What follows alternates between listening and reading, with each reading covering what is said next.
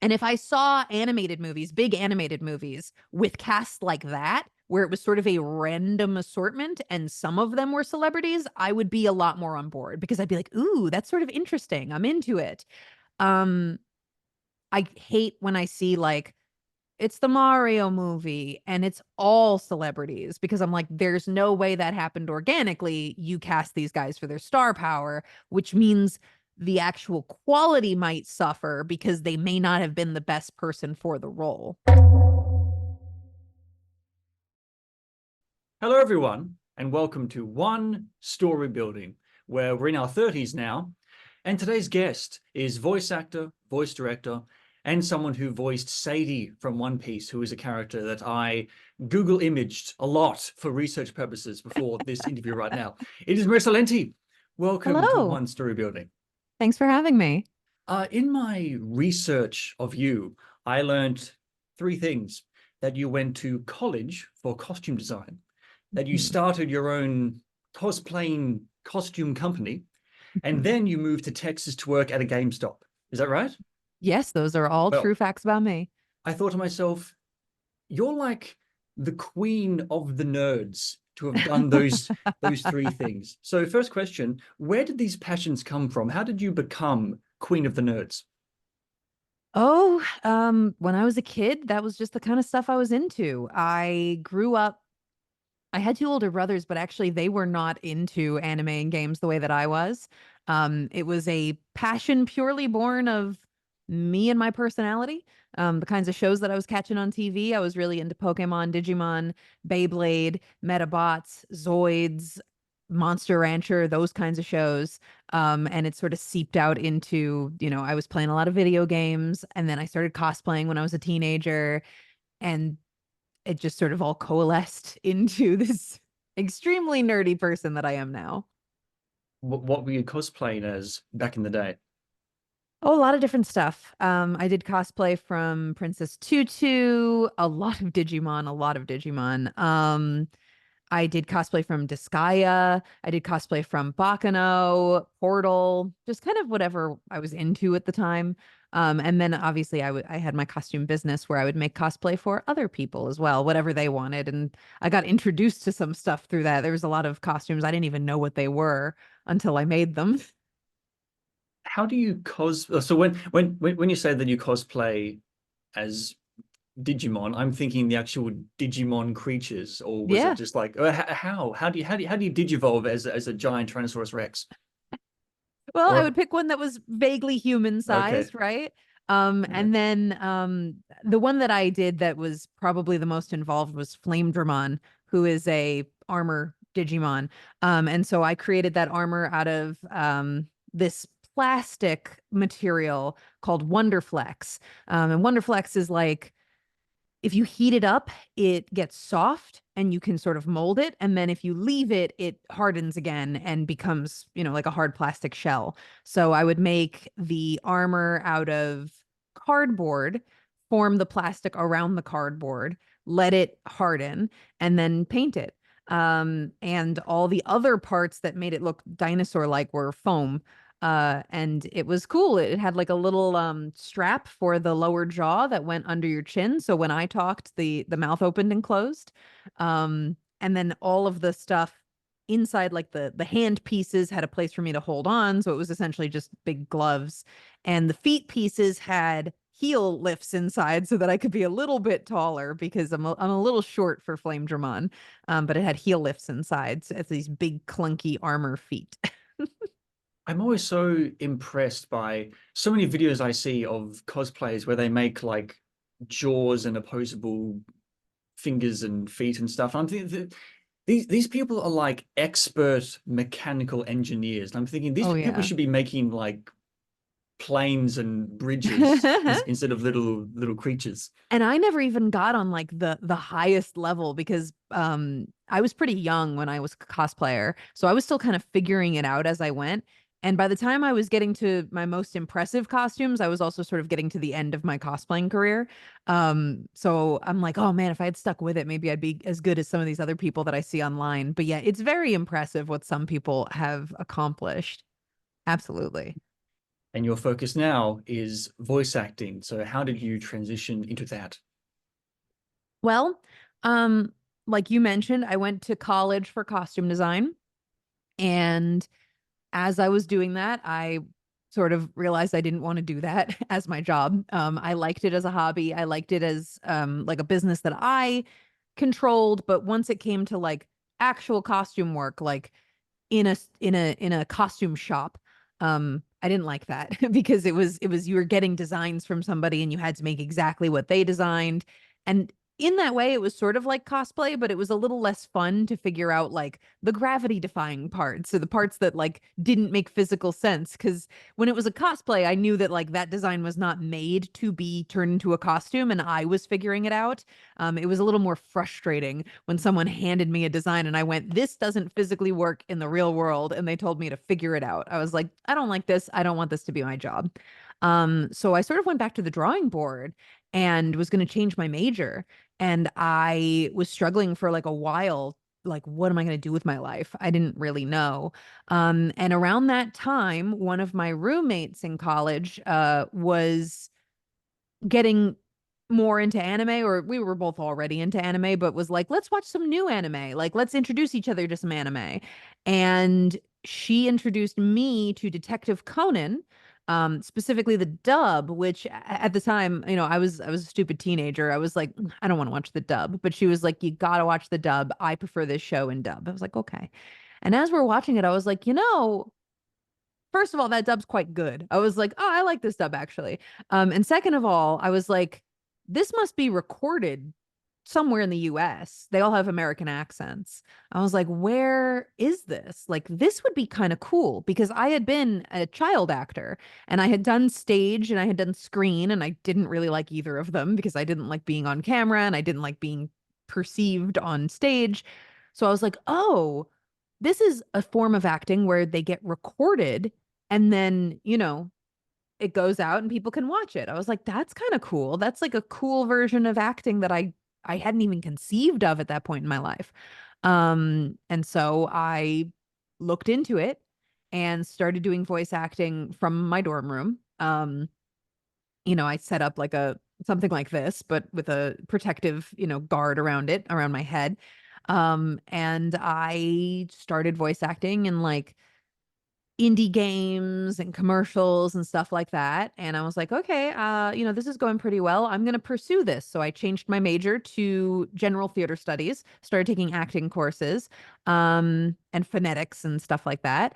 And I moved to Texas, which is where the Detective Conan dub was recorded. And I was like, okay, now that I'm here, I got my job at GameStop to keep myself afloat and started applying for voice acting gigs. Yeah, I've said before that voice acting is, I mean, I want to say probably just to not sound too mean to other mediums of acting, but it is probably the purest form of acting because it's all you. Because when you're on stage, there's lighting, there's costumes. When you're in a movie, there's lighting and costumes. But when it's just your voice, it's just your voice, and you have to insert all the emotion yourself into that one performance, and you don't get much, visual help because there's no visuals there. Well, unless it's anime. With anime, it's already recorded and done, and there's an animation there, so you can kind of sort of paint by numbers. You're getting a little bit of help of what you're seeing on the screen and what the previous actor did. But yeah, especially like audio dramas, you're like, I'm acting into a void, and hopefully they'll add music and sound effects, and that'll give it a little bit of pizzazz. But yeah, there's some forms of voice acting where you're like complete shot in the dark, hope for the best kind of thing. How often are you given the look of a character that you're voicing before you start voicing them? I'd say maybe 50% of the time. Sometimes they have a picture and sometimes they don't. It really just depends on what stage of production they're at and how much they're allowed to show you, because some productions they're like, yeah, there is concept art, but we're not allowed to show it to you. And I'm like, well, that makes my life a little bit harder, but okay, we're gonna do our best, and so you're kind of guessing. And then some places are like, we're never going to draw the characters, like this is going to be pure audio always, so like don't worry about it. That's also a possibility. Yeah, so I'd say it's about 50-50. So when you are given the look of a character, where do you what do you look for when it comes to figuring out how they should sound? General age, what they kind of look like. Obviously, like age doesn't mean that much in the grand scheme of things because I have met people who sound very young and who sound very old, and they can be all over the age spectrum, but it kind of gives you a starting point of this character looks about in their 20s, looks about in their 30s, looks about in their 40s. Hair color, if you're working on something a little more stereotypical, generally characters with lighter hair have lighter voices and darker hair have darker voices. Um, Looking at things like facial features, anything that would affect the voice, like a scar on the face, big fangs, a jowly kind of, like skin, uh, anything that would affect the voice. General size, is the character like as big as a building? Are they teeny tiny? Can they fit in your pocket? Um, and then uh, just facial construction, weirdly. Um, Again, it doesn't actually translate this way to real life. People's facial construction tends to not have anything to do with what they sound like, but in cartoons and games, there's a lot of like facial features that are stereotypical to a certain kind of voice. If someone has very high cheekbones or, like a very sharp chin, or even wearing glasses has a sound to it that we associate. That like higher pitched nerdy thing is like, oh, that's someone with glasses, which, not true, but we tend to fit these characters into these sorts of boxes. And so that's your starting point. And, I'll audition with a voice that I'm like, here's, generally based on the image, here's like the stereotypical voice I would come up with, unless they give me a description, in which case I go off of that. And then you can sort of tool it from there, where they go, oh, we weren't really picturing this. We were sort of picturing that. And then you kind of adjust. I saw on your website that you have listed the equipment that you use, the audio interface, the microphone, and I've seen other voice actors and singers do this, and I don't really know why they bring it up. Aren't you giving away your trade secrets? No, at a certain point, especially with voice acting, we're all using the same equipment. The Neumann TLM 103 is the microphone that I use, and I would say literally every other voice actor who works in primarily anime and like dubbed video games is using the TLM 103. It's the same microphone that's in every freaking studio. It's very, very common. The reason why it's on the website is so that when clients want to hire me, they don't have to ask if I have a good quality microphone at home.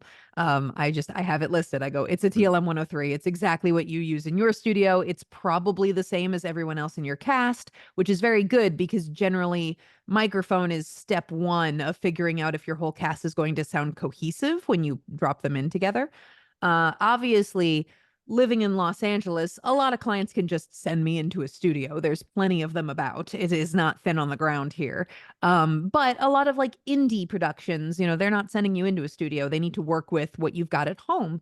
So I list like, hey, here's my microphone, here's my interface, here's my preamp. This is, you know, what I have to work with.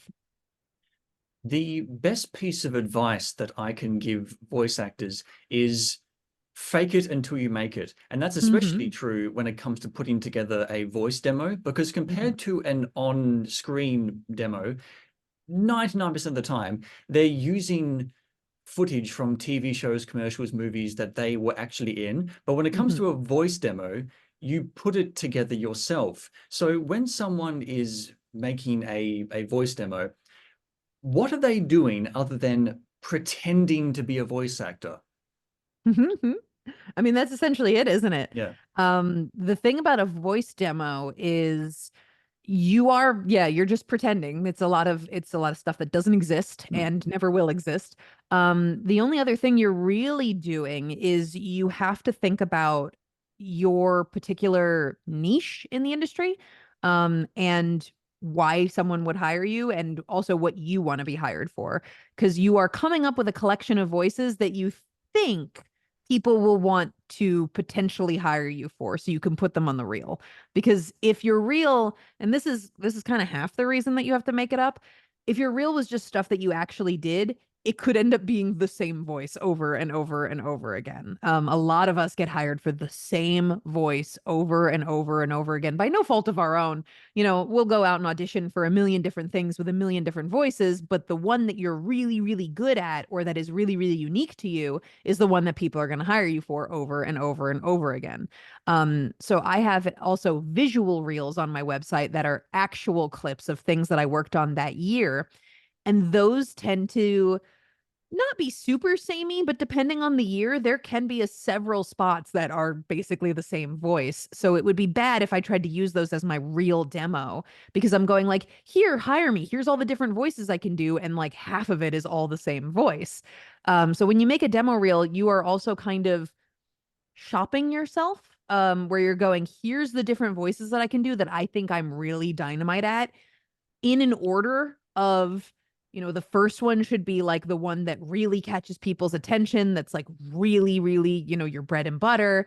Your natural voice needs to be in there. The other voices that you get hired for a lot. And then towards the end, you can kind of sprinkle in sort of uncommon ones, you know, like ones you'd like to be hired for, but maybe you don't get hired for very often.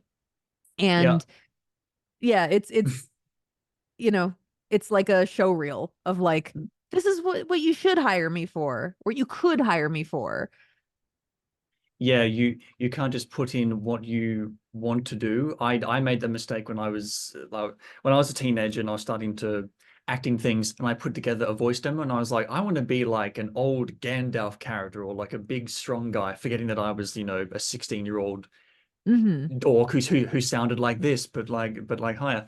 I remember listening to one of your voice reels and you did a robot voice, but it wasn't really necessarily a robot voice because nothing was edited in post. Nothing was put in it to distort it, to make it not your voice anymore, because then it wouldn't be your voice anymore because Right. the post editing happens on their end. When you're working with other voice actors and casting for things, what do you listen for when it comes to listening to their voice demos?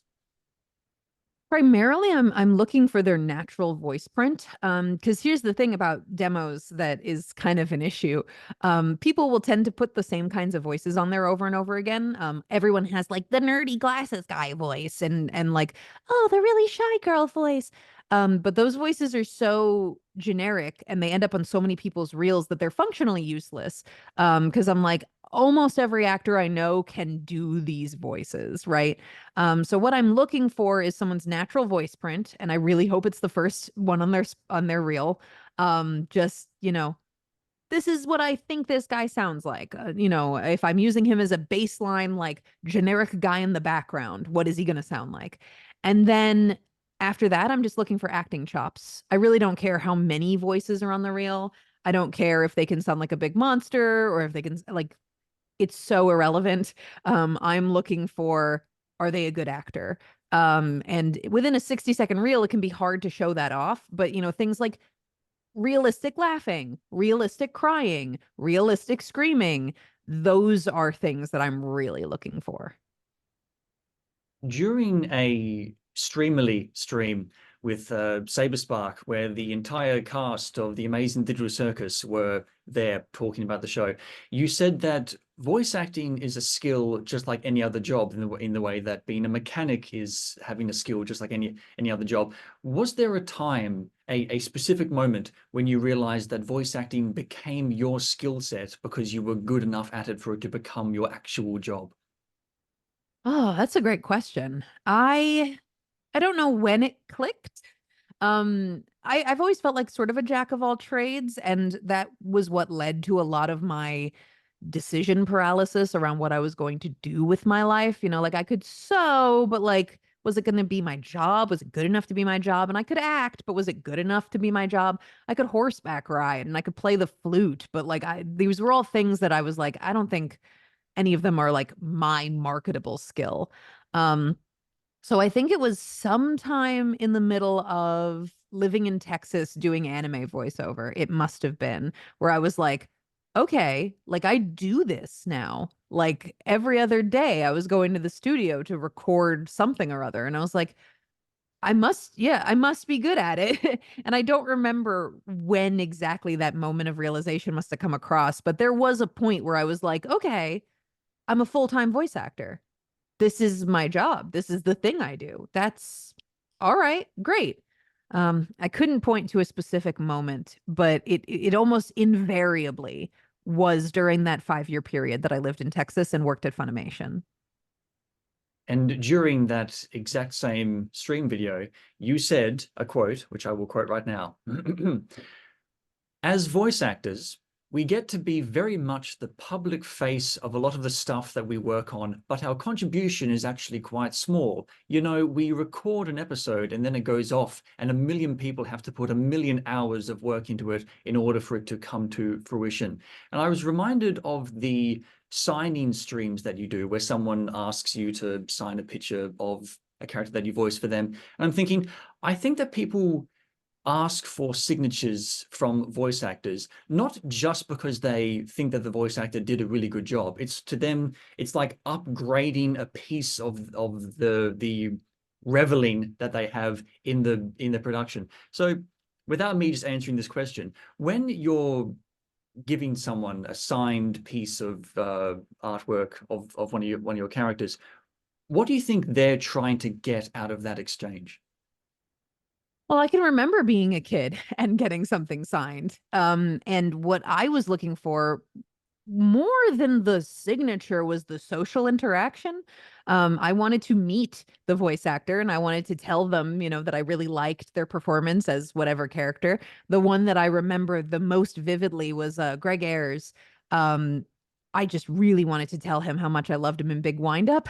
So me and my friends went to a con and we all found the only booth at the con that was selling a Big Wind Up poster, and all three of us bought it. And then we were like, okay, we're going to go get it signed.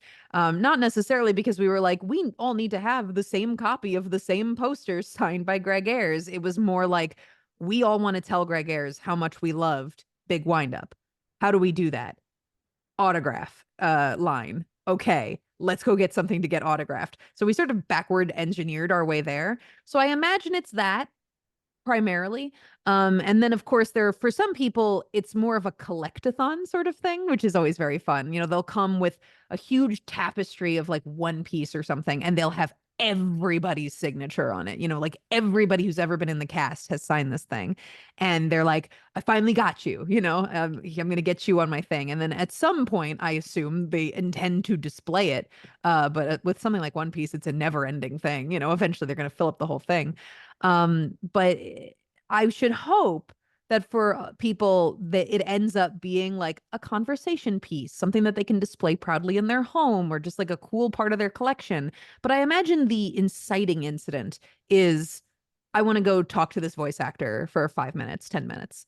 And the autograph is just a very natural way to do it. You just go up and you go, I want you to sign a thing for me. And while I'm standing here, let me tell you, about what this thing means to me. And I think it's great for that purpose. Yeah, just thinking about it now, I think it can almost be mostly a gift from the fan to the voice acting person. I mean, this happened with me years ago. I went and saw Jess Harnell, who's the voice, I guess mostly known for the voice of Wacko from Animaniacs, and I was playing the game and I heard his voice as some nameless soldier in the background. So I screenshotted a photo of that soldier and then brought it to him. He didn't recognize it, but it was like, oh, hey, you recognize my voice. So it was like me saying, your voice was so important to me that I recognized it in this crowd of people. So you're welcome, Jess Harnell. I've still got that under my bed somewhere. Anyway. That's delightful. Yeah. Well, good. Perfect. During that same stream again, Alex Rock on, Alex Rock on. Might be Roshan, maybe. That's it. Yeah. Roshan, the voice of Kane. During the stream, he got a call from his work and he had to just back away for a few minutes. And I thought, oh, that's cool. He's got like a job and he's also got this. But for someone like you, who is a voice actor all the time, what does a typical voice acting day for Marissa Lenti look like? Well, I'll real quickly put an asterisk on it because Mm. I am a full-time voice actor, kind of. Mhm. I'm also a voice director. I do scripts. I do casting. So technically those are different jobs. Mm. Very often it ends up being that the people who work in this industry in those jobs are also voice actors. You know, we just sort of float into the other job descriptions, but very technically it doesn't have to be that way, right? There are some casting directors who are only casting directors, and there are some script writers who are only script writers. It just so happens that a lot of us are busybodies that way.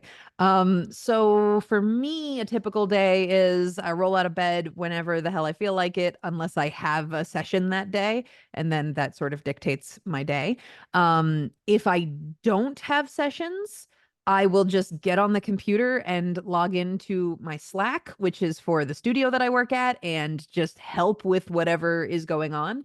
As again, I'm a director, I'm a writer, I'm also, I guess you'd call me upper admin. So I'm constantly answering questions, helping people with stuff, troubleshooting things, weighing in on projects and quoting. And I'm also what they call a client manager. So I talk to our clients and I ask them, you know, like, we're casting this new character. Do you have any notes? Is there anything we should know before we jump in? Here's samples of the last character that we did. That sort of stuff. And that can pretty much occupy my entire day, depending on how busy the day is. At some point, I will get emails from my agent telling me to audition for this, that, and the other thing. And I do those sometime during the day, either before bed or first thing in the morning or just in the middle of the day, depending on how busy I am and what works out. If I have a session, then I actually get dressed and leave the house and go do that. Sessions can tend to be anywhere from 1 to 4 hours. And you can try and cram as many as you want into a day or a week. And then come back home. And if I finish all of my work in a reasonable amount of time, I will. I'm also a streamer, so I'll hop on stream for the last part of my day if I have enough time. Yeah, probably the best piece of, I've said this many times, but the best piece of advice that I would give any actor anywhere is that if you want to be an actor, you also have to be a writer because you have to be able to make your own stuff just generally. You can't just act and have that be it. It's useful. That's definitely Mhm, useful. mhm. Yeah. You know, I've met all kinds of people in this industry, and it's interesting how they all come from different backgrounds. You know, some of them were stage actors or screen actors, some of them were writers, some of them were directors. As long as you have some kind of perspective, I think it can still be valuable. You know, you don't necessarily need to have all of these skills. But if you have at least one of them, you can sort of bring that perspective to voice acting, which is very, very useful because you go, oh, you know, I understand prose, for example. I have an idea of how these words should flow. Or if you're a director, you go, I know how I would direct other people to say these words. Here's how, you know, here's me Mhm. just reinterpreting that into my own stuff. So yeah, definitely very useful to have at least one other creative skill. Thinking about media and the fans' response to it, it reminded me of a revelation that I had, that I've been having over the last 7 years, where in 2017, Chapter 1 of the video game franchise Bendy and the Ink Machine came out, and songs were made, art was made, and I loved it all. I loved the potential of where this franchise was going, and fans' response to it. Fun time. And then in 2021, Chapter 1 of Poppy's Playtime, the video game, came out, and the same thing happened again. People were making art and music about it, and this time I got kind of annoyed. I was thinking, nothing's happened yet. Why are people responding so creatively to such a lack of content? And then in 2023, The Amazing Little Circus came out, and it happened again. One episode and a mountain of songs and art came out, and I didn't get it. There's pictures of Jax the bunny in like a maid outfit. Where the hell did that come from? And then, and now this year, I think the video game Kanito Pet has come out, and again, it's like an hour and a half long thing, and there's like songs and art about it. And I'm just thinking, is this just what media is nowadays, where a product is released and the fans jump onto the concept and keep it alive with their own creativity? And then it got me thinking about the role of voice actors in these franchises that get swallowed up by the fans. The YouTube singer Arue released an amazing Digital Circus song called Digital Hallucinations, and it had the actual voice actors, like yourself as Gangle, in it. And then another YouTube singer, longest solo ever, expressed his distaste for that kind of thing happening. And I actually kind of agree. It creates this weird non-separation with fan content and the actual content of the product, because now with so many people making their own artistic homages and doing their own voices for already voiced characters, calling you the voice of Gangle, it feels like an incomplete title, because you aren't the voice of Gangle, you're the actual voice of Gangle, the actual voice, you're the actual voice. So what do you think is the future of voice acting in general, when fans can immediately inject themselves and pull the actual actors out between these blurred lines with fans and franchises? It's an interesting question, because actors are more accessible now than they ever have been. You know, for a lot of older content, you couldn't really call these guys up on the phone and be like, "Will you be a part of my thing?" It just didn't happen. It's because of the internet that fans react this way to things. You know, you have instant access to creators, you have instant access to actors, and when you put something online, there is the very real possibility that it will be seen by them and consumed in kind by them. You know, we have a group chat where the Amazing Digital Circus actors share memes and fan art with each other. So we are in the thick of it as much as the fans are in the thick of it. You know, it's not just them. We're also participating. When it comes to stuff like fan songs, we actually had a very long discussion about where that line should be, about how much we as the actors should get involved in it. So actually, digital hallucination was like the first exception, rather than, I wouldn't call it like a harbinger of things to come, because we were like, songs, yes, songs are fine. So there's quite a few songs where I have just donated a line as Gangle. I don't think any other of them have come out yet. Digital hallucination was the first. But I just, you know, I'm like, songs, no problem, because they can't be construed as an episode, right? They're not impeding upon the territory of the actual production. But I've also had people be like, "Will you be in my like YouTube sketch about the Amazing Digital Circus? We're doing like a VR chat, like live role play. Will you participate? Will you do like my TTRPG of the Amazing Digital Circus?" And I've said no to all of those, because that to me would be too much of me as the professional getting involved in the fan culture. And also there is the possibility of it being misconstrued as real content, you know, official content. And we've sort of all decided as a cast, and also talking to Goose and the other creators at Glitch, like, that's too far. We can't do that. So there is a line in the sand. Deciding where that line is very much, you know, our personal choice. And I should hope that other actors moving forward just keep that in mind, you know, make that personal choice of, here's the things I'm okay being a part of, and here's the things I'm not okay being a part of. And I'm one of those fans too, where I you know, I want to participate in stuff. I'm currently really big into a video game called In Stars in Time. It is awesome. I love it very much. And immediately after we finished playing it, I interviewed the creator, put it on my VOD channel, and I'm now debating making my own fan song. And I think what it is about, like, fan creations on very little content, it's mystery. It's very much mystery, and it's very much people making their own fun in a sandbox, essentially. Because the great thing about In Stars in Time, I would not call it an incomplete product. It's like a 30-hour long video game. There's plenty there to do.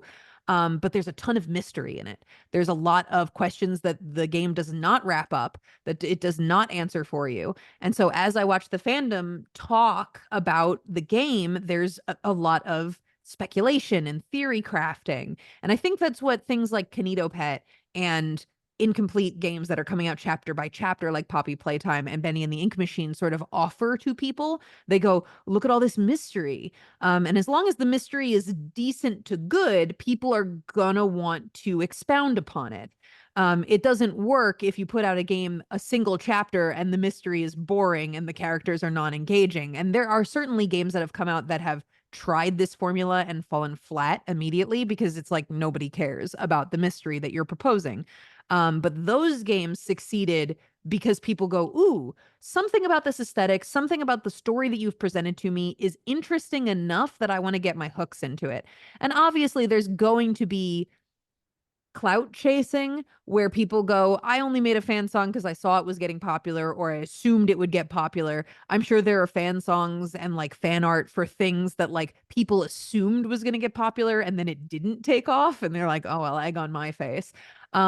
But I think that is what it is. It's this push and pull between creators and fans because they now have instant access to each other of I create a thing, you expound upon the thing.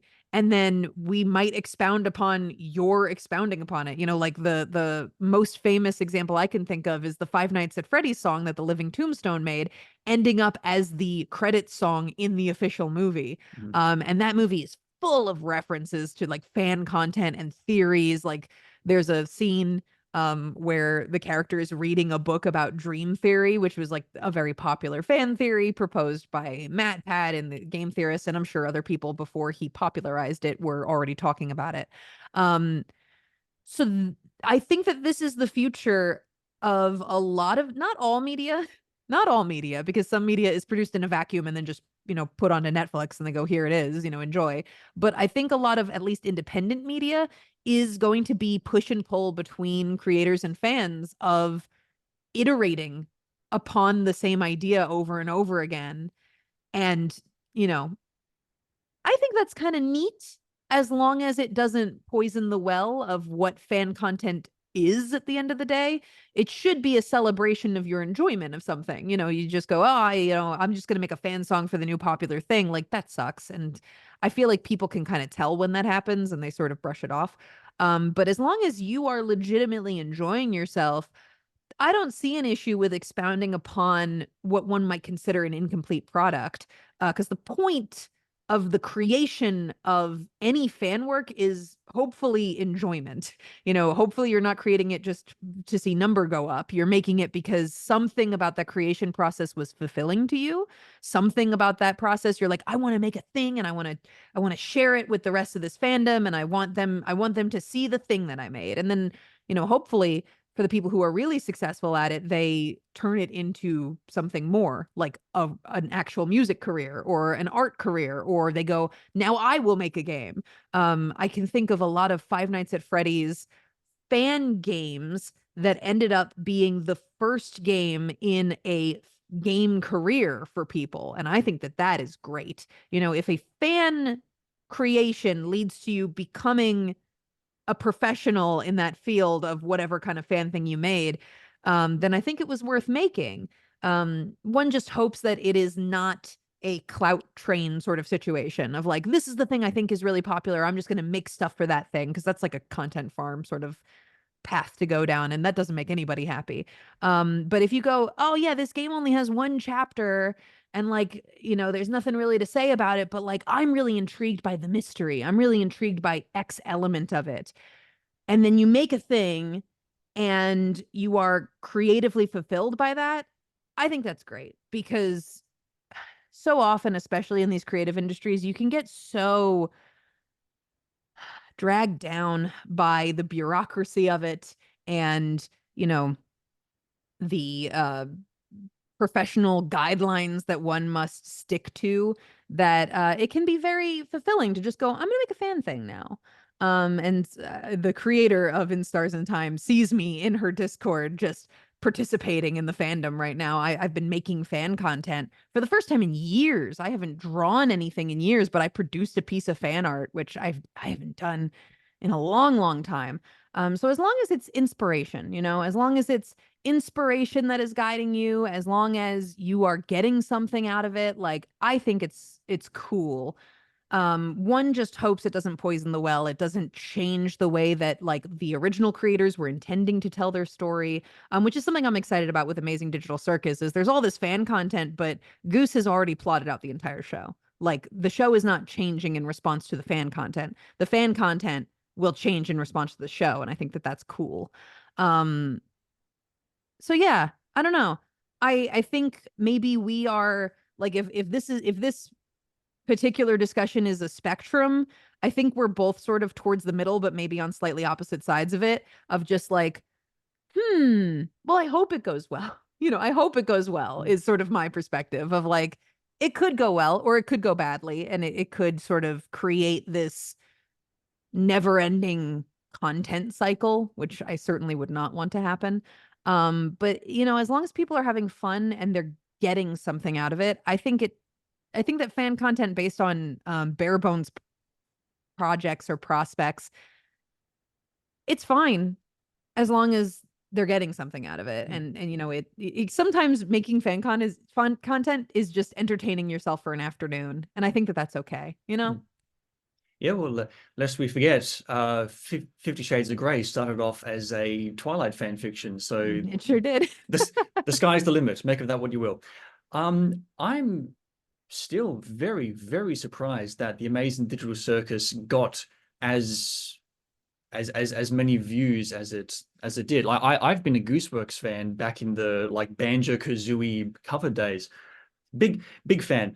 And I was watching it for the first like 5 minutes, and I thought to myself, compared to Goose's other works, this is actually quite normal. This isn't as bizarre as the other things that they've done. And then Kane goes, "Gather the gloinks," and I went, "Oh, there it is. There's the Gooseworks that's been injected in there." But yeah, it's weird. It's surprising. I mean, the thumbnail is very colorful, so that may have helped a lot. But yeah, it's like it's become sort of the mascot of at least current indie online animation shows. So yeah, we'll just see what happens with that. Yeah, blessed to be a part of it. I have not gotten to be in a lot of indie animation things. I've always wanted to. I've tried out for a lot of them. This is the first one that took, and it became gigantic. So I'm just like, wow, what a great one to be along for the ride for. I never could have seen it coming. Yeah, I'm always so surprised by how talented the voice actors are. I found out the other day that I think her name is Ilse Langnar. I think she's the voice of she's the voice of the big worm thing in Amazing Digital Circus. She was also the voice of Mummy Longlegs from Poppy's Playtime 2, the best villain of that franchise, because she's the only one that has like a character, and the scary stuff. They're completely different voices. I'm impressed. I was years and years ago, the voice actor Rob Paulson had a podcast called Talking Toons where he talked to voice actors. And I forget who said this, but it's stuck in my head like at least a decade afterwards. He was talking to a voice actor, and he said that as a voice actor, it's like we're a bunch of Clark Kents where we can walk around, no one really knows who we are, but where we have like this Superman identity in our voice. And it reminds me of that meme cartoon thing where there's a bunch of people dancing at a party, and someone is in the corner drinking, has a party hat on, and says like they don't know that I got all A's in high school, or but I was the voice of their childhood. But surely there are, like, if you went back to your GameStop in Texas and someone was holding up Borderlands 3 and was looking at it, and you were in the corner, surely there would have been a moment, or surely you might be thinking to yourself, "Oh, they don't know that I was in this. Maybe I should walk up to them and be like, oh, that's me there." Do you ever have moments like that? These they don't know moments? Oh, all the time, constantly. My purse is covered in paraphernalia of things that I've worked on. And so often people will be like, oh, One Piece, oh, City Hunter, oh, this, that, the other. And I'm just like, yeah. I don't tend to advertise that, like, oh, I'm the voice actor, Yeah, because sure. I don't know, something feels very, very pompous about that. So I tend not to do it unless we get into a longer conversation and it becomes relevant. Sometimes I'll get into a conversation with someone and they'll be like, so, like, why these characters? It's such a random assortment. And I'll be like, oh, well, I'm the voice of these, like that, I sort of explain myself. Um, I remember picking up my copy of Borderlands 3, actually, not at my GameStop. It was at somebody else's GameStop. And being like, they were like, oh yeah, Borderlands 3. I was like, yeah. And they were like, you know what Vault Hunter you're gonna go with? And I was like, I'm gonna play as Moze. And they were like, oh yeah, great. Like, here you go. Very often it's irrelevant to the conversation that's happening. So I tend not to bring it up. But sometimes I'll have moments of, the conversation goes on just a little too long and they're like, well, so why this? I've got decals on my car, and people will be like, oh, you're into X franchise? And I'll be like, well, I worked on that franchise. I'm an actor, or I'm a director, or whatever. So it just depends. It just depends. Yeah, you have to drop it flippantly. It's like not getting starstruck when you see a celebrity. You have to act like cool around them, because that's just the more casual, cool way of going I about gotta it. act cool back, because again, it does feel, it can feel a little bit pompous to Sure. sort of be like, well, I am the voice, because I mean 90% of the time people don't really care. They're just like, oh, that's cool. So it has to be just a normal part of conversation of just like, well, if you want an explanation for why my bag is covered in specifically Mistress Sadie buttons out of all One Piece characters, it's because I did the voice. And then it's just a normal thing. Yeah, I don't really collect much of anything, especially not little plush dolls. But if I ever was the voice of something that had a plush doll, I'd keep it around just as like a little memento Yeah. for myself. And you can write it off on your taxes. Could I? How does that work? Buying a It's toy? relevant to my work. Okay, it gives me inspiration to keep on Yes. working. It's research of my characters. I've got a big glass case just off to the side here of figures of my characters, and I wrote all those off on my taxes. Oh, clever. Very, very clever. Yeah. I spoke to an actor friend years and years ago, and he said that he knows of certain actors that got roles above other actors because they just have more Instagram followers. And it reminded me of a recent thing that happened, where the cast announcement for a recent online cartoon that's coming out soon called Alice in Blankland came out. And Jax himself, Michael Kovac, is in it as the Cheshire Cat, the top hat wearing kind of guy. And a part of me sort of rolled my eyes, groaned a little bit, and I thought, Michael Kovac doesn't have to be the voice of every like Tumblr sexy man, top hat wearing cat bunny kind of guy. But of course, that's him. Like, you hire him because of the prestige, and not because not that you send in your CV whenever you audition for things, but in the voice acting world, how big a part do you think an actor's history and their prestige plays when they are auditioning and given roles? Well, it really depends on who's doing the hiring. I mean, here's the thing with Michael Kovac. He's good. So I tend to roll my eyes a lot less when I see him specifically repeated, because I go, well, he's great. Like, every time I have worked with Michael Kovac, I'm like, this is a man who deserves more success than he even has right now. Because right now he's sort of the indie animation king. He's in all this indie stuff, but I think he should be in more pro stuff. He's an absolutely fantastic actor. There are some actors, though, even in the pro world, where you're like, oh, it's so and so again, again, again.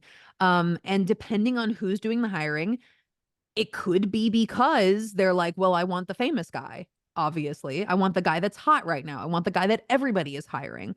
And also, it can also come down to stereotypes or niches where someone goes, well, this is the one Black actor that everyone is hiring, so I will hire them too. And it's like, do you not know any others? What's going on? Why is this? But it's a trend, they're like, well, I'm going to follow the trend. So there's always the possibility of people hiring just following the trend of going, I'm going to look these guys up. I'm going to see who the most famous ones are, or the ones who are really hot right now, who are booking a lot of stuff, and I'm going to use those guys. But then on the flip side, there is the possibility of a Michael Kovac situation where you really can't tell somebody's intent because he is very good. So you're like, it could be that they saw his name and they went, that's the guy that everybody hires. I want that guy. And then they hired him. Or it could be he actually turned in the best audition and they went, well, I know that everybody uses him, but he's great. And because I've been on the hiring side multiple times, I've cast many, many things at this point. I have seen that situation unfold over and over and over again, where I will hand, some clients want 3 choices, some want 6 choices, some want just your top choice. And I'll hand people, like, here are my 3 top choices. You are going to be tempted to go to choice number 2 or number 3 because they are way more famous than choice number 1. But I swear to you, please listen to me. Choice number 1 is really, really good. You're going to want to listen to me. And then other times I turn around and go, hey, my top choice is like super famous, but they're going to be good. So trust me. And then sometimes clients will be like, we mandate that you only hire famous people. Like we are immediately restricting the pool to people with over X amount of followers. And I go, that sucks. I'm going to do my best though. Here's, the best cast I can make you with that restriction. I've had restrictions of, hey, for this episode, we're only going to use YouTubers. So whoever you use has to also be a YouTuber, even if they moonlight as a YouTuber and they're primarily a voice actor. They have to be a YouTuber in some capacity. And I go, okay, that sucks to have a restriction, but I will do my best. And I still do my best. So it really just depends on who's hiring. And I have a lot of respect for people who hire based purely on skill and auditions. And from the outside looking in, sometimes you can't always tell because you'll look at a cast and be like, these are all famous guys, but maybe they were all famous guys with the best audition, right? But then sometimes you'll look at it and be like, these are all famous guys, and I can think of a million people who would have done this better. So it's hard to tell. But I have so much respect for someone who just goes, you know what? Screw it. Screw what people are going to think. I am picking the best voice actors and here are the best ones. And this is the configuration in which they are the best. And here it is. And I mean, I've done that many, many times where, a show I worked on, Tribe 9, I'm in love with that show. I'm in love with that cast. And we hired, Corpse Husband as the villain. He's a very famous rapper. And like Gianni Matrigrano played one of the like side villain guys. And he's very, very well known for like memes. And his memes were popping off, were quite popular around that time. And a lot of people turned around and were like, look at this casting, like they were clearly just going after the numbers that these guys could provide. And I was like, I know myself. I know what I was going for. I picked Corpse because I needed someone with this very deep, intimidating voice, and I wasn't finding it in the base auditions. And I was like, I have a wacky idea that I think is going to pan out. And then like Gianni, I've worked with Gianni for years, way before he became the famous meme guy. Me and him were in like a Newgrounds series together when we were both newer voice actors. And I was like, this guy's got a great voice.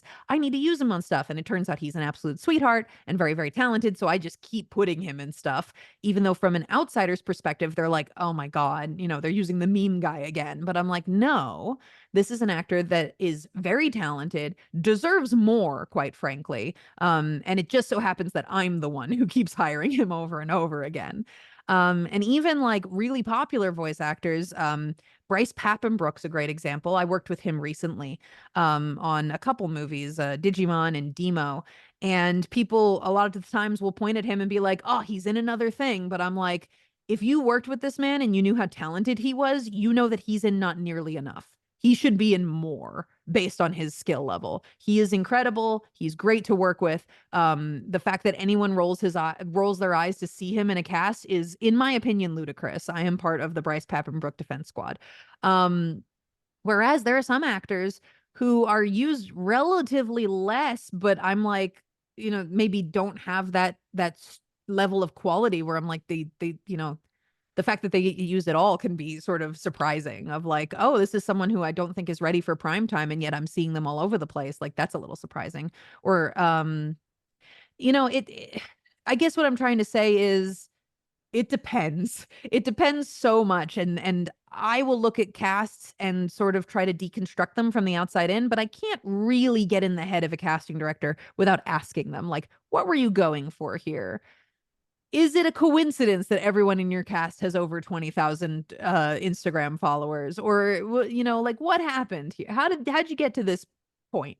And one hopes for the best. One hopes that, everyone was cast fairly, but it is just, it's the business that sometimes it's going to be unfair. And sometimes people are going to get played favorites.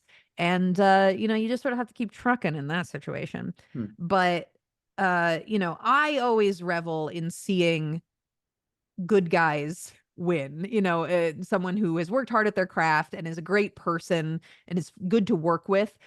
When I see them book, I'm like, hell yeah, keep going. Would I like poor Kovac to get a wider variety of characters to play? Absolutely. But people book him as the Tumblr sexy man because he's good at it.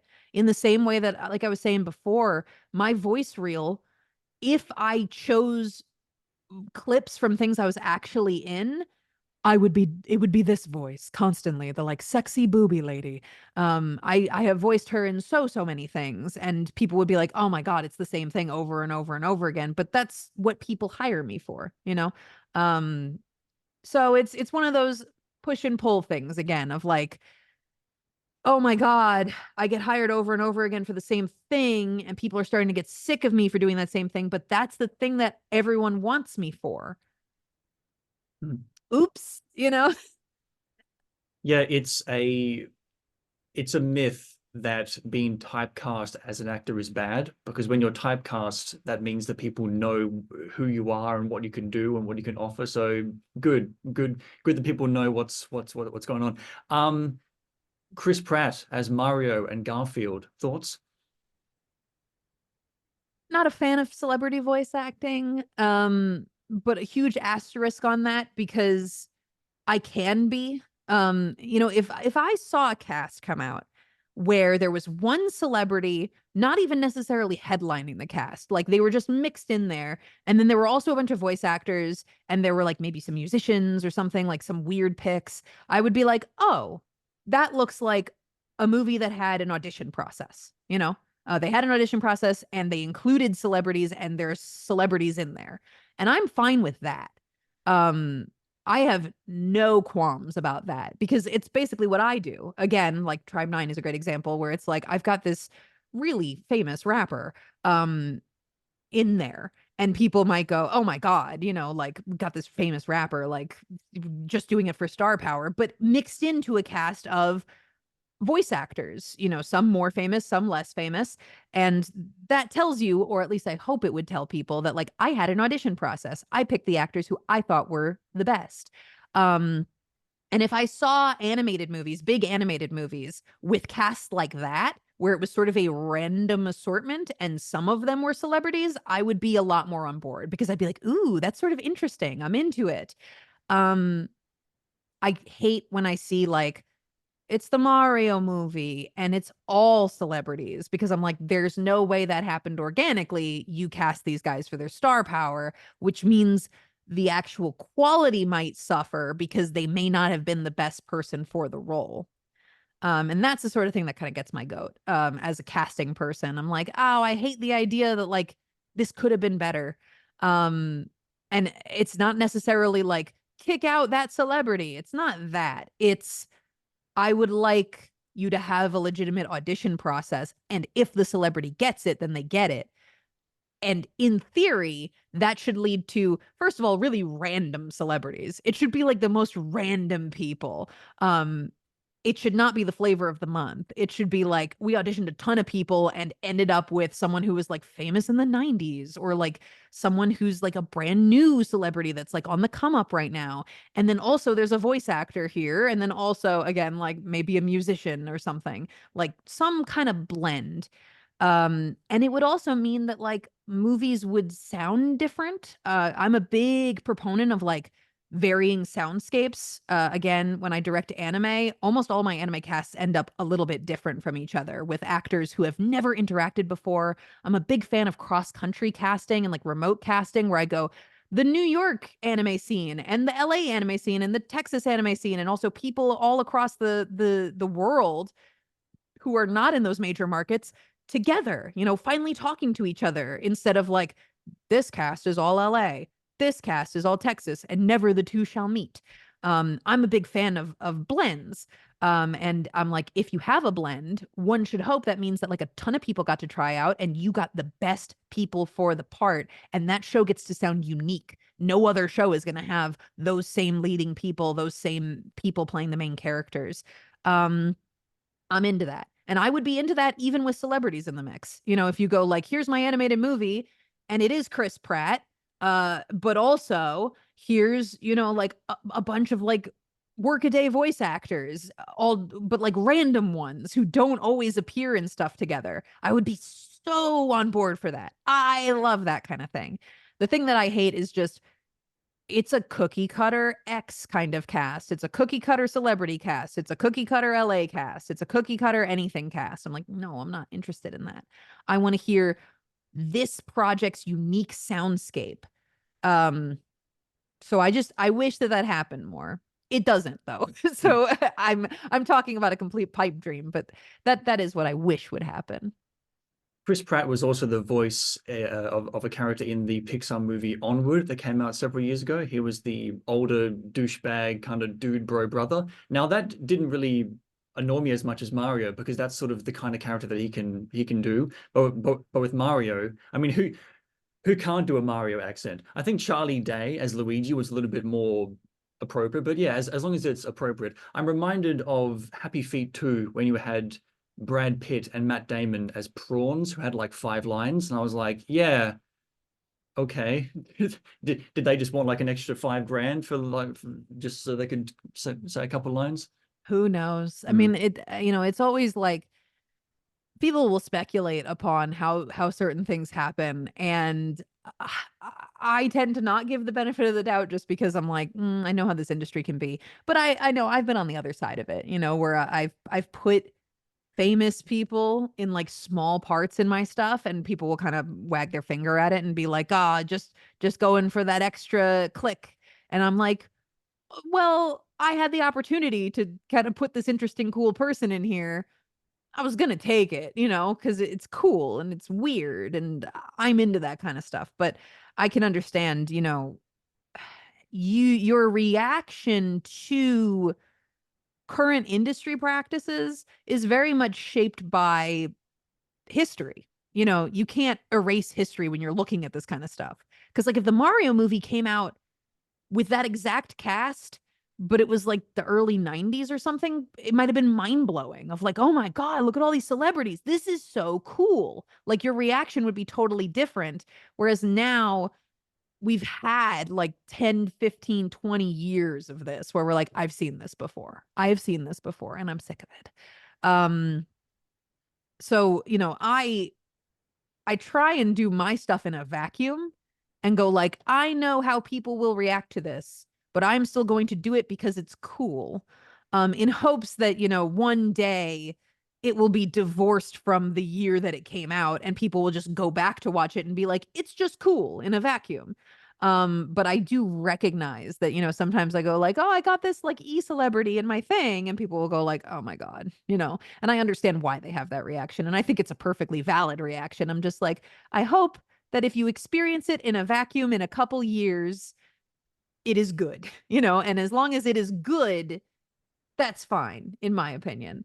But I understand, people jump at shadows and it's so valid because like anime dubs, people go like, oh my God, dubs are bad because they are informed by history, right? They go like, oh, I've seen the past, like the 90s when the dubs were kind of shaky. Some of them were great, but some of them not so much. And so when people say dubs are bad, they are working on an information base that at this point is a little bit outdated, but it was there. That was the history. So I can't hold it against people too much for having that reaction. But then I'm like, well, I can't let that inform how I do my casting work and how I produce my stuff, because I'm going to be chasing approval from people who have no interest in ever giving me that approval, because they are not consuming the modern version of this.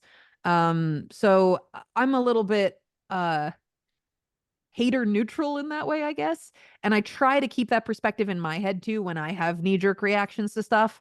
I go like, the celebrity animation cast, I hate it. But then I go like, wait, there's a possibility that it just shook out this way and they just took an opportunity to have like cool, interesting people in it.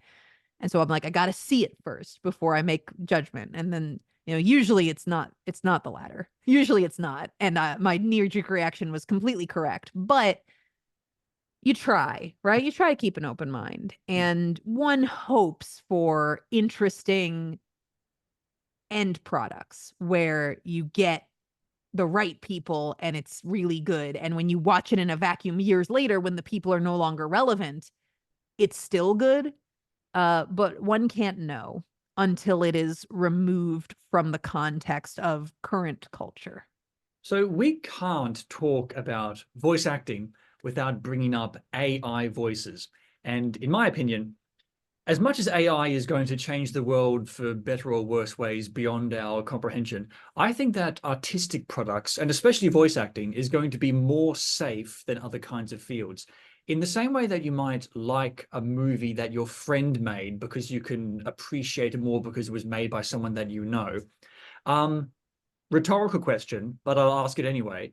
When you're listening to an AI voice, what exactly are we supposed to be appreciating? Well, I can appreciate the utility of AI voices in some capacities.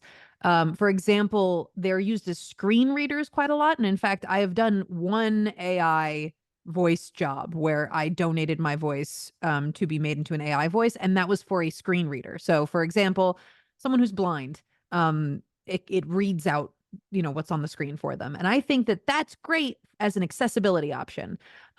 Anything utilitarian that AI voices can be used for, where it is simply impractical to have a voice actor do it. For example, screen reading every website on the internet. There's no way. So I think that's great because I'm a big proponent of accessibility options. I could see AI voices having that sort of application, but artistically, there's nothing for me there. It can be a little impressive, I guess, how close they can get to sounding like the real thing. But in my opinion, it's more scary than it is impressive. There's a great example. There is an AI voice recreation of one of my characters. But my character has an accent, and I don't know how this happened, but the AI voice recreation does not. Um, it must have been that instead of sampling smartly, like, oh, the A's sound like this and the E's sound like this and the I's sound like this, it instead looked for those sounds in the voice samples based on its understanding of a generic American accent. So it somehow remixed this character who had an accent into an AI recreation of me without the accent. It sounds just like normal me. I don't know how it did that. And I'm like, I mean, that's novel, I guess. But it is very weird how it took samples of me where I'm doing an accent and ended up with my real voice. Like, it's a little bit scary. And I don't see many artistic uses for AI that I would be like, ooh, that's a clever usage of like you replaced a voice actor with an AI. I don't see it. Maybe someday someone will turn around and be like, here's a novel and totally moral way that I have used an AI voice in my cartoon or my game or something.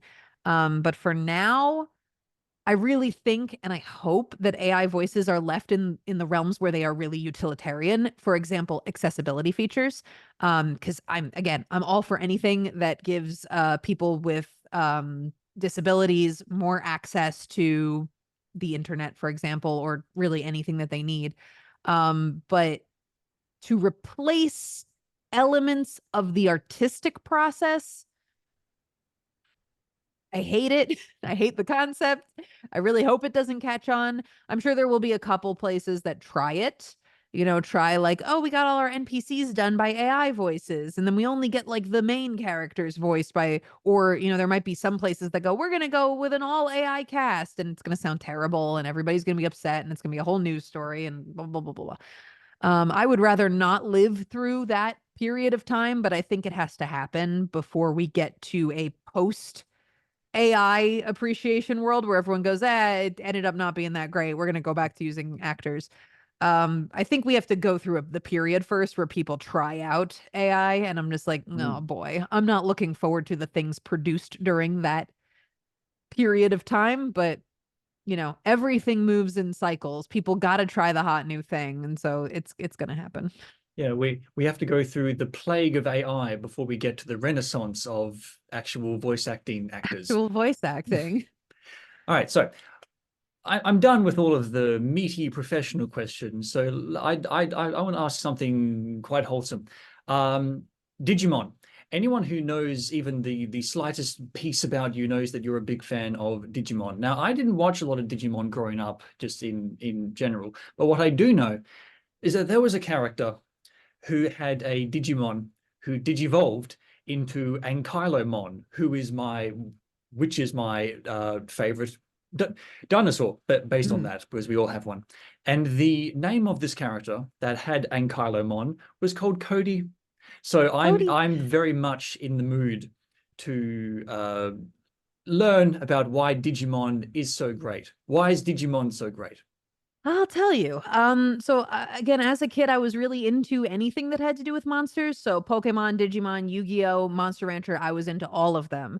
But Digimon was my favorite, mostly because, well, number one, I like the creatures. Digimon can get quite ridiculous with their designs in a way that a lot of other pieces of monster media refuse to. There's a Digimon called Gundramon that is just a dragon made out of guns. And I'm like, that is the coolest thing ever. It's cool in a very 90s grungy little boy on a skateboard kind of way. And that's sort of my favorite, like, genre of vibe.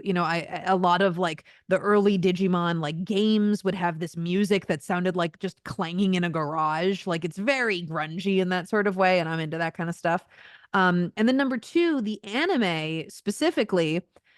First of all, it has a plot. The first season is 50 something episodes and it has a start and an end. It's not like, oh, Monster of the Week, like something happens and then we keep it going forever. They're like, here's the story. These kids go to summer camp, they get sucked into a digital world and they are stuck there and they have to figure out how to get home with the help of their Digimon. And the other thing that I like about it is distinct characters. It's a decently small cast considering the fact that it's a big monster show. They meet a lot of characters on the way, but it's really the 8 kids and their 8 Digimon. And so you can kind of get to know them and they have their own struggles and it can get kind of serious at times. There's some of the kids are children of divorce. There's one kid who like has this sort of traumatic memory of his mom smacking him. There's one kid who's adopted and has a lot of trauma surrounding that. So like that was really intriguing to me as a kid. And the thing that really got me interested and that I really love about Digimon is it's not a collect 'em all kind of thing. It's not like Pokemon. It is you get a Digimon partner and they are your best friend for life. And they are either perfectly complementary to you, where you guys are kind of, two peas in a pod, or they are your foil where, they challenge you in some sort of way. So for example, Cody and Ankylomon, or Armadillomon as he is most of the time. Cody is a very like serious little kid. He's very diligent in school. He's very old world Japanese, like he listens to his elders and he does kendo with his grandfather. And he's a little bit of a stick in the mud. And Armadillomon is his foil. Armadillomon is fun-loving and has a goofy accent in both the Japanese and English versions, and just kind of wants to play and have a good time. And they sort of complement each other, and they loosen each other up. And I love that sort of dynamic. And I also love the overall just vibe of you get a best friend forever. And they are perfectly matched to you, and like destiny has brought you together. And I'm like, oh, I love that sort of thing in stories. I love fate and destiny in stories. So I mean, that's what's fun about it. And then it follows, if you watch most of the anime, every anime season is its own self-contained story that follows a different group of kids and usually introduces its own unique element. So like the fourth season introduces kids that turn into Digimon.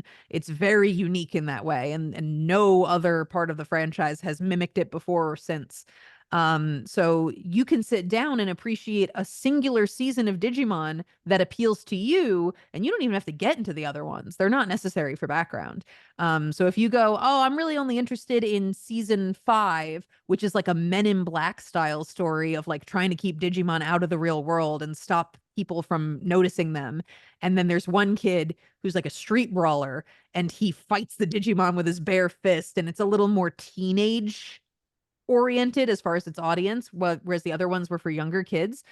You can just watch that one by itself and just be like, I'm just a fan of specifically Digimon Data Squad, and you really don't need to engage with the rest. So it's nice in that way. If you're looking at a huge franchise, it might be a little intimidating to jump in, but Digimon's actually quite beginner friendly because you can just pick a piece and be like, I'm just going to get into this piece. And then if you like the world and the characters and the monsters, then you can sort of go, okay, I'm going to expand. I'm going to try the other pieces of Digimon. So I think it's just a really smart kids franchise insofar as it doesn't talk down to kids. They have really heavy subjects in there. And then, they have some good life lessons, some good practical lessons, great characters, and you can sort of jump in whenever and just, get involved with the part that is appealing to you. And I love it. I love it. Wasn't there an episode where all the kids are in underwater in this weird underwater facility, and Cody is afraid of water, and his Digimon digivolves into some kind of submarine-looking thing, conveniently Yeah. enough? He has like a fear of small spaces, I think. Okay. It's like a claustrophobia thing. And then yeah, And, Armadillomon. and a submarine helped him? A submarine Well, helped him with small spaces. he had to trust his Digimon, that Okay. his Digimon was going to take care of him, and that he Mhm. could dive down in his Digimon and his Digimon would protect him. And I love stuff like that. Mhm. It's so good. There's other instances of that throughout the series of like kid has a fear or like can't, like can't get over something, and their Digimon presents them with like, hey, I do that thing. Like, oh, I'm afraid of thunder. Well, I'm like the thunder Digimon, and like we'll get over it together. Like, you gotta trust me, kind of thing. And I love stuff like that. All right. Well, before the last question, I have a second last question, which is, where do people go to find out all about your voice acting Queen of the Nerds goodness? I'm at Marissa Lenti pretty much everywhere. So Twitter, Facebook, Instagram, it's just at Marissa Lenti, no matter what. And if you want to catch me on stream, I am Vixen_VTuber on both Twitter and Twitch. All right. And the last question, which is the last question that I always ask on this thing, which is, why are stories important? Why are stories important? I mean, to me, stories are escapism. I mean, it's escapism from what I think is potentially the humdrum of normal life. It can be easy to fall into periods of joylessness if all you do is wake up and work and go to sleep. Um, Stories are, I mean, there's something to occupy your mind, to give you a little bit of hope and whimsy, especially in times where times are tough. Something to imagine and bring you to another place and just go like, oh yeah, like that's cool. And then one hopes. You can sort of apply it back to your real life in certain ways. But even as a distraction, I think stories are really important, of just like it's a form of entertainment that never gets old. We love storytelling. We've been doing it since the dawn of time. And you can suck a lot of the soul out of yourself if you never engage with any kind of storytelling, and you just, work and do things that you need to do in your life. And that is why I love, when people create their own stories as well, off of like, it's not just consume product, right? It's like, okay, I have consumed product and I liked elements of this product, and now I will go make my own thing. And I will make something that is personally resonant with me. So I think it is like, important insofar as hope and inspiration and whimsy and, something to distract, but also to bring purpose to those parts of your life where you have the time to not be working yourself to death. It fills up those empty spaces in the best way that I think you possibly can. All right, Marissa Lenti, thank you so much for coming on to One Story Building. Thank you for having me.